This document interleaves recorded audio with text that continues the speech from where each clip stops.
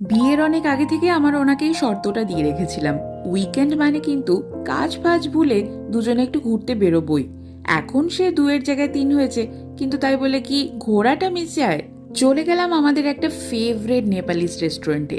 মোমো, থুকপা ইত্যাদি ইত্যাদির পর যাচ্ছি আরো একটা ইম্পর্টেন্ট কাজে। তোমাদের আগেই বলেছি না, আমরা নতুন বাড়িতে শিফট করছি। কি মজা!